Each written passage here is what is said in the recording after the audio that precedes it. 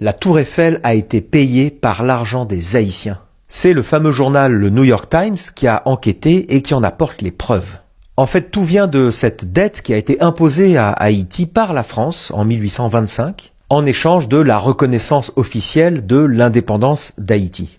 La dette imposée par la France à l'époque était de 150 millions de francs or, une dette colossale qui a littéralement écrasé l'économie haïtienne. Et pour rembourser cette dette qui a été imposée par la force, il faut le dire, Haïti a dû emprunter auprès de banques françaises. La France a donc ouvert une banque à Port-au-Prince pour capter directement l'argent des Haïtiens et l'envoyer en France. Cet argent a surtout été géré par le CIC qui a pu ensuite investir dans la construction de la Tour Eiffel. Alors oui, Gustave Eiffel a engagé son propre argent, mais 80% du financement de la tour provenait des banques et surtout du CIC. Alors il y a 20 ans, le président haïtien Jean-Bertrand Aristide avait parlé de cette dette de l'indépendance qui devait être remboursée par la France. D'ailleurs, cela lui a coûté sa place de président. Il a dû démissionner de force sous la pression de la France et des États-Unis. L'ambassadeur de France à l'époque admet qu'il y avait un lien entre l'éviction du président Aristide et ses revendications pour la restitution de cette dette. Après plusieurs mois d'analyse des archives,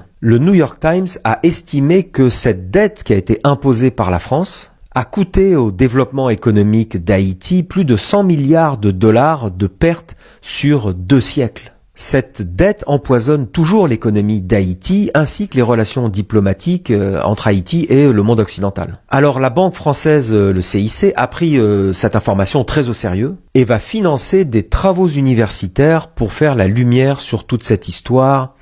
On attend de voir. Et puis c'est pas vraiment des travaux universitaires que réclame Haïti, c'est plutôt de l'argent. Aujourd'hui, la valeur de la Tour Eiffel est estimée à environ 435 milliards d'euros, soit 20 fois plus que ce qu'a demandé le président Aristide comme réparation du préjudice de 1825.